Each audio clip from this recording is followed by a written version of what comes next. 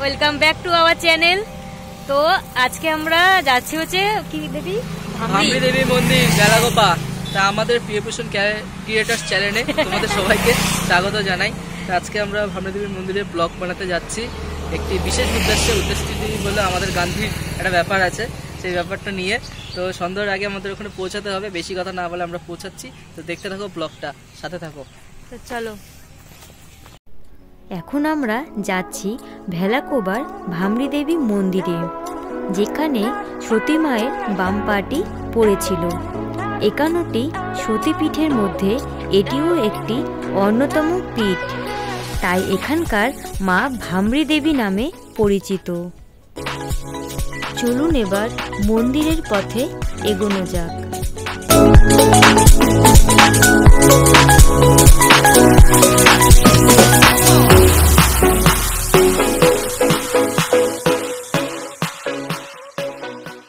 তো বন্ধুরা, এই যে আমরা এখন চলে আসলাম মন্দিরে, বোদাগাছ মন্দির, ভামরি দেবী মন্দির যেটা নামে খ্যাত।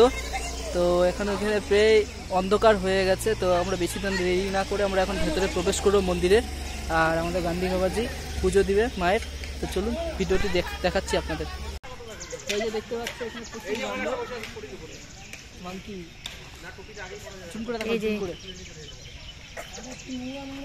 অনেক আছে এখানে, অনেক।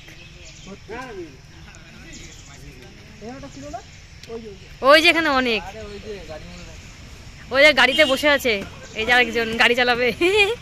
এখানে অনেকগুলো আছে। ওই যে এখানে আরো, ওই যে গাড়িতে উঠছে একজন। সুন্দর, ওরে সব ধরে পাকাচ্ছে। এই সাইডে দেখো না, এই সাইডে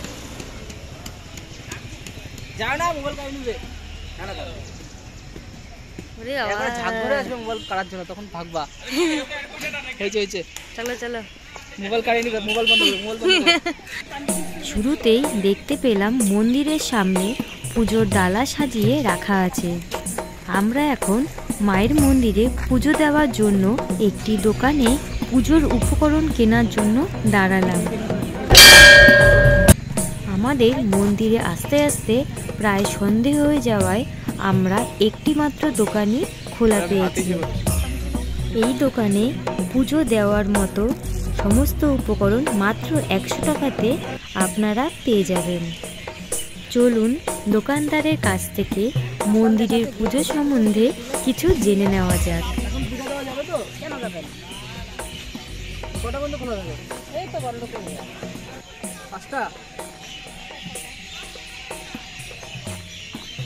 এক জায়গায় দিবা, হ্যাঁ একদমই পূজা দিবে, পূজা দিবে, দুটো টুকরি হবে না, একটা টুকরি। আচ্ছা আচ্ছা, শহর দিয়ে তুমি কি লাস্ট দোকান নাকি? হ্যাঁ, না না লাস্ট দোকান না, দোকানেও খাইতেছে সবাই, যেগুলোও খাইতেছে, আমিও খাইতেছি। এখানে কোথাও মেলা লাগছে গো? মেলা খটখটিতে। খটখটি কোন দিক দিয়ে যাবো? মেলাতে যাবা? হ্যাঁ, এই দিক দিয়ে হইয়া ওই রাস্তা দিয়ে একটা রাস্তা করে মেলার মাথা। ওই জায়গা কি যেতে যায়? হ্যাঁ, আমরা যাবো আজকে, আসতেছে।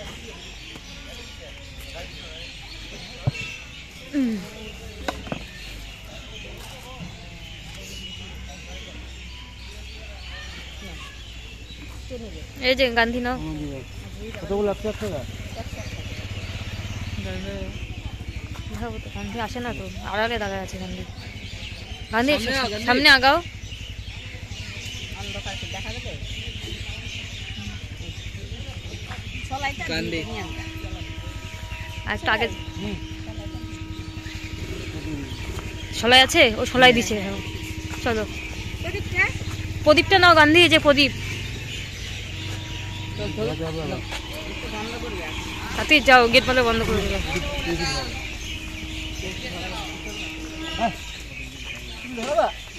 কি আচ্ছা ধরাবো না, চলো।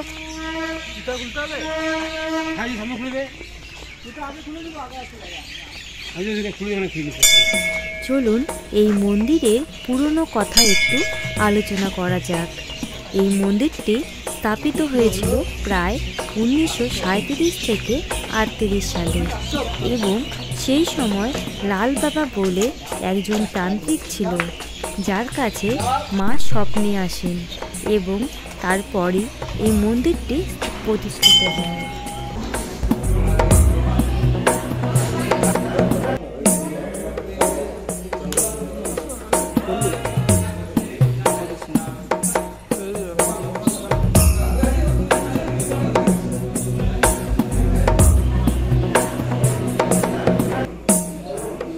এই সেই ভামরি দেবী, যাকে দর্শন করার জন্য আমরা এতদূর থেকে আসলাম।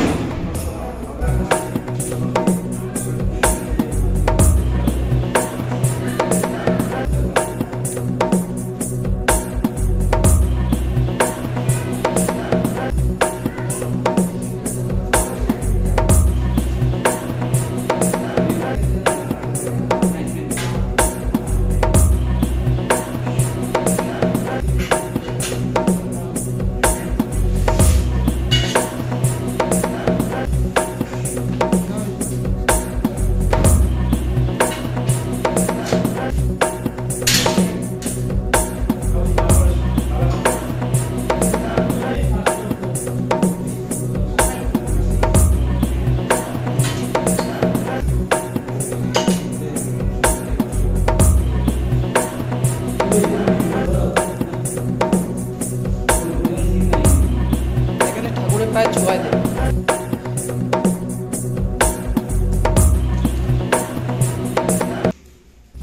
ভিডিওর শুরুতে সতী মায়ের বাম পায়ের কথা বলেছিলাম।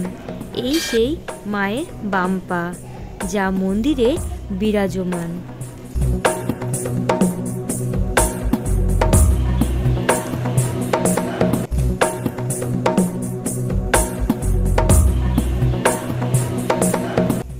কথিত আছে, এই মায়ের কাছে যে যা চায় মা তাকে খালি হাতে কখনোই ফেরায় না।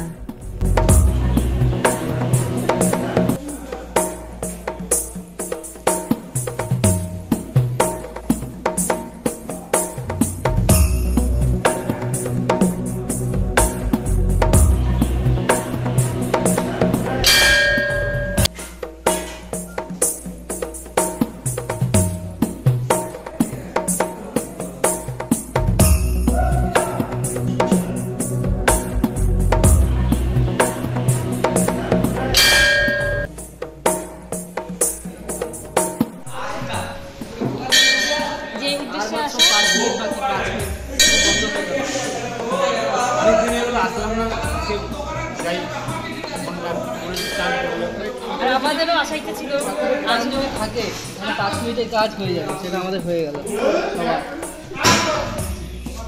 এখানে হচ্ছে তো আমরা খুবই মানে ভালো সময় আসছি, মানে আমাদের পুজো হয়ে গেল আর মন্দিরের দরজা বন্ধ হয়ে গেল। তো আমাদের কপালটা খুবই ভালো ছিল। তো এখন ওই যে ধূপকে ধরা হয়, যে উদ্দেশ্যে আসা 5 মিনিট বাকি, 5 মিনিট বন্ধ হয়ে গেল। তাই তো অনেক দিন হয়ে গেলো আসলাম না, আজকে যাই, মনে টান পড়লো। আর আমাদেরও আশাইতে ছিল ঠাকুরের টান যদি থাকে মানে 5 মিনিটে কাজ হয়ে যাবে, সেটা আমাদের হয়ে গেল। এখানে হচ্ছে এটা কেমন লাগছে?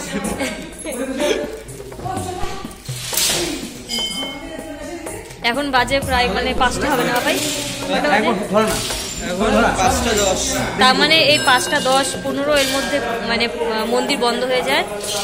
এই 5টার সময় বন্ধ। হ্যাঁ, সময়টা দে।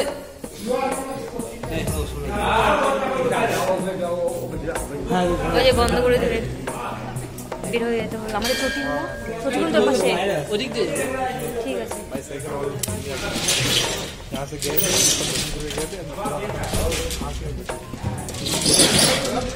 দরজা বন্ধ করে দিল। টাইমিংটা দারুণ ছিল। দুই দিকে দুই ক্যামেরাম্যান।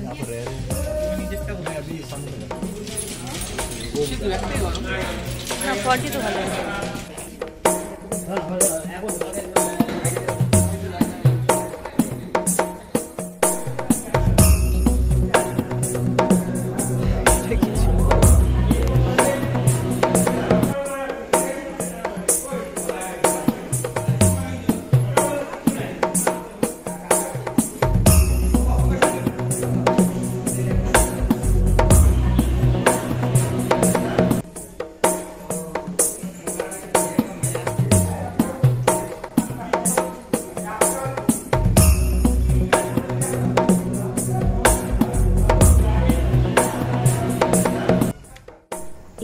মন্দিরে আরেকটি আশ্চর্যকর জিনিস হলো দুটি গাছের কাণ্ড আলাদা হলেও ওপরে গিয়ে দুটি গাছের কাণ্ড একসাথে মিলিত হয়েছে।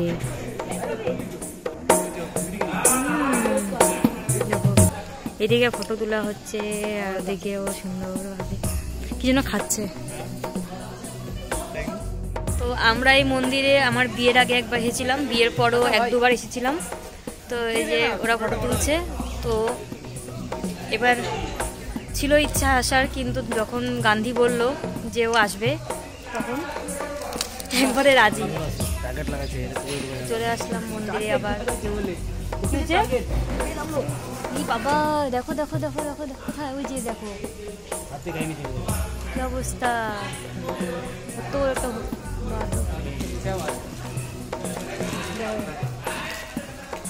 সুন্দর। বুড়িকে দিতে হবে না, সলাইটা দিতে বলছে। এখন আমরা মন্দিরের ভিতর থেকে বাইরের দিকে বেরিয়ে যাচ্ছি।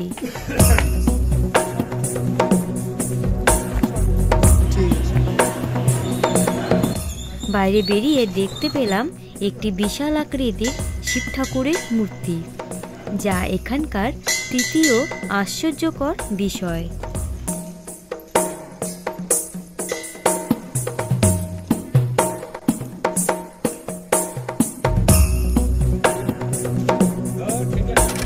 বন্ধুরা আমরা এখন মন্দির দর্শন করে আমরা এখান থেকে এখন বেরিয়ে যাচ্ছি। খুব ভালোভাবে আমরা পূজা দিলাম, প্রত্যেকের মনস্কামনা আশা করি পূর্ণ হবে, সে যেভাবে মনস্কামনা করেছে মন্দিরে এসে।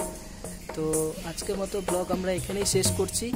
নেক্সট ব্লগে আবার দেখা হবে। আমাদের প্রিয়ভূষণ ক্রিয়েটার্স চ্যানেলের সাথে তোমরা থাকো। ভিডিওটি যদি খুব ভালো লাগে ভিডিওটিকে অবশ্যই শেয়ার করবে, আর তার চেয়ে যদি ভালো লাগে তাহলে চ্যানেলটিকে সাবস্ক্রাইব করে রাখবে। তো আজকের মতো এখানে টাটা।